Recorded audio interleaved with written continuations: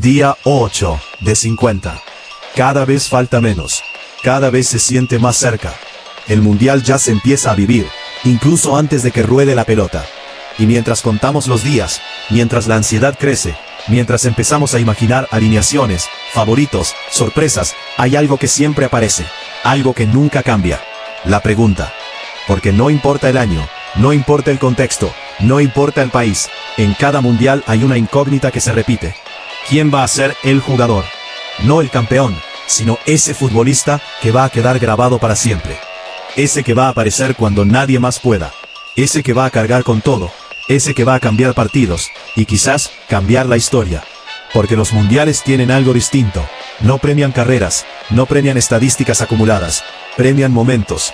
Y en esos momentos, algunos se hunden, y otros se convierten en eternos. Por eso hoy, en este día 8 de 50, vamos a hacer algo distinto. Vamos a viajar en el tiempo. Vamos a recorrer cada mundial, desde 1930 hasta 2022, para descubrir quién fue elegido como el mejor jugador en cada edición. Pero no solo eso, vamos a entender cómo llegaron, qué presión tenían, qué historia traían, qué dudas cargaban, y qué tuvieron que hacer para pasar de ser uno más, a ser el nombre que define un mundial. Porque algunos llegaron como leyendas, otros como promesas, y otros como completos desconocidos. Pero todos, absolutamente todos, tuvieron algo en común. Un momento, un instante exacto, donde dejaron de jugar un mundial y empezaron a escribir la historia. Así que prepárate, porque esto no es solo fútbol, esto es memoria, emoción y legado. Y hoy vamos a descubrir quién fue el mejor de cada mundial. No sé si puede ganar un mundial solo, o hace falta algo más que talento, porque si hay algo que la historia del fútbol nos dejó claro, es que los mundiales no siempre los ganan los mejores equipos. Muchas veces, los gana un solo jugador. Uno que aparece cuando nadie más puede, uno que se hace cargo cuando todo pesa, uno que transforma la presión en historia. Porque el mundial no es un torneo normal, no es como una liga, no es regularidad, no es proceso, es otra cosa. Es corto, es cruel, es emocional. Y sobre todo, es definitivo. Acá no hay tiempo para corregir, no hay margen para esperar. Acá cada partido puede ser el último. Y en ese contexto, hay jugadores que desaparecen, y otros que nacen. Desde 1930 hasta 2022, hubo nombres que dominaron el torneo más importante del planeta. Pero lo más impactante no es lo que hicieron dentro de la cancha, sino cómo llegaron. Porque algunos venían en su mejor momento, otros arrastraban dudas, otros estaban rotos, y otros directamente no existían para el mundo. Y ahí es donde el mundial se vuelve distinto, porque no premia trayectorias, premia momentos. No le importa quién fuiste, le importa quién sos en esos 30 días. Y en esos 30 días, podés pasar de ser uno más, a ser eterno. El primer mundial no tuvo estrellas globales, tuvo líderes.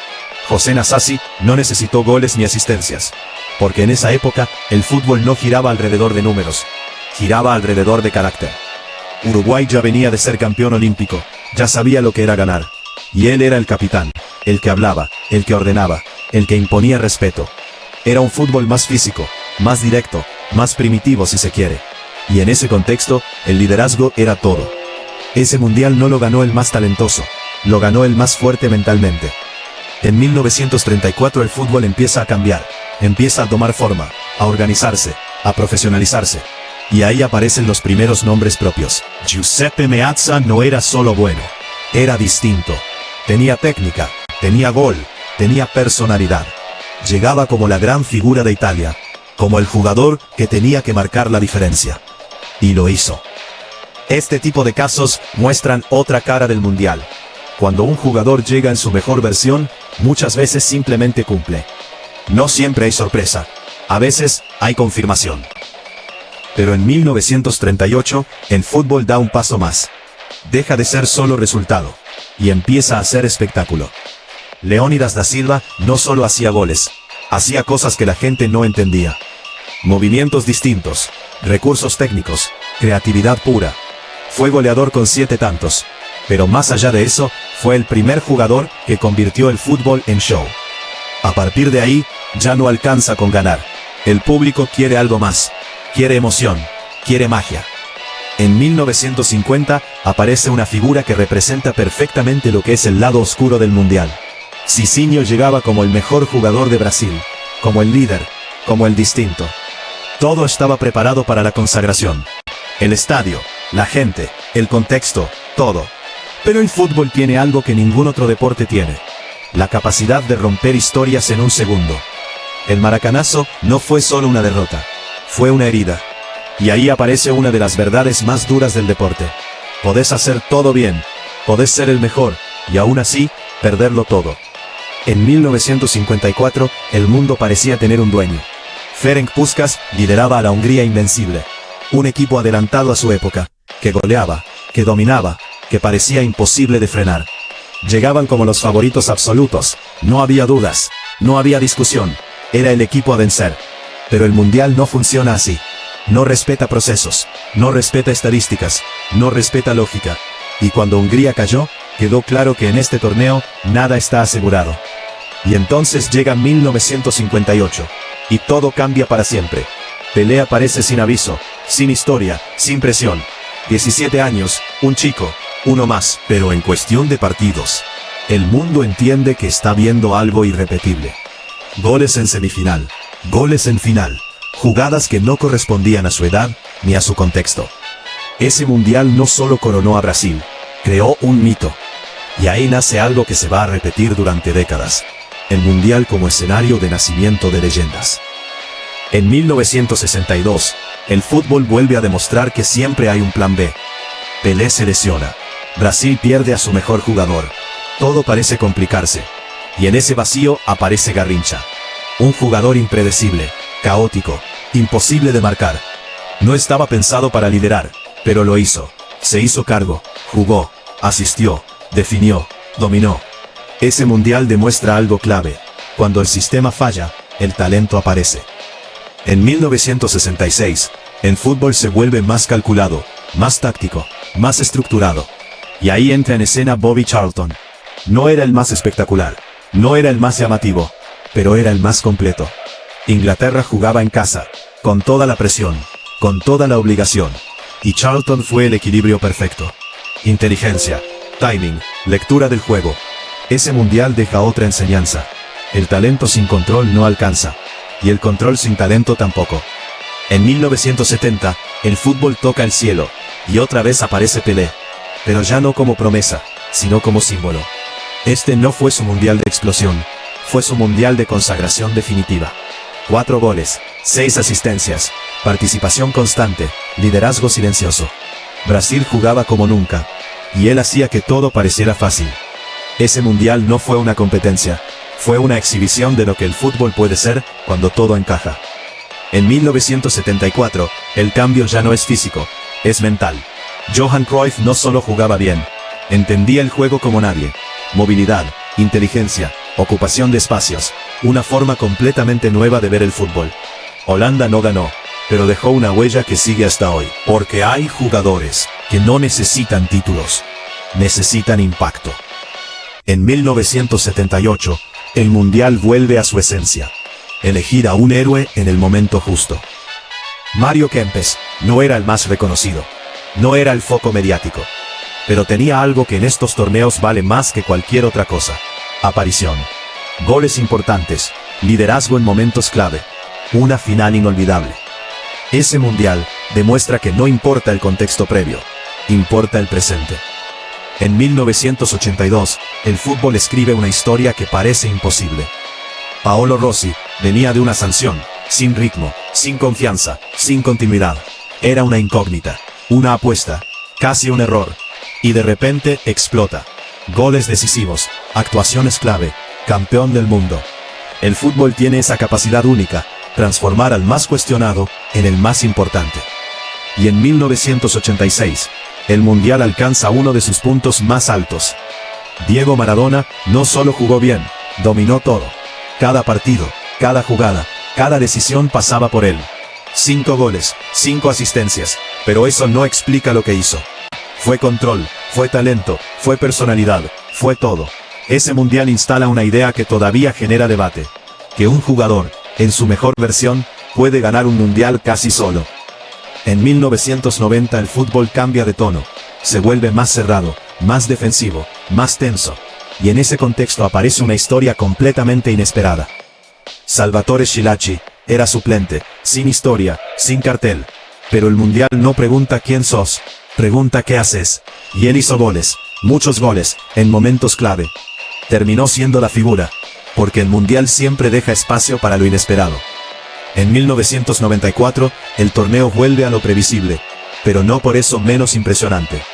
Romário ya era una estrella, ya estaba consolidado, y Brasil dependía de él. Llegó con la responsabilidad, y respondió. Definición, inteligencia, frialdad. Ese mundial muestra otra cara, cuando el mejor, juega como el mejor. En 1998, el mundo del fútbol tenía un nombre claro. Ronaldo Nazário era el jugador más dominante del planeta. Velocidad, potencia, definición, todo. Llegaba en su mejor momento, y parecía imparable. Pero el fútbol, otra vez, rompe el guión. La final fue un misterio, un golpe, un momento que nadie esperaba. Y deja una enseñanza fuerte. El talento no siempre alcanza, cuando el contexto te supera. En 2002, aparece una rareza total. Oliver Kahn no hacía goles, no daba asistencias, pero dominaba partidos. Atajadas imposibles, liderazgo, presencia constante. Alemania no era el mejor equipo, pero él la llevó a la final. Ese mundial rompe otra lógica. El impacto no tiene posición. En 2006, el fútbol se convierte en cine.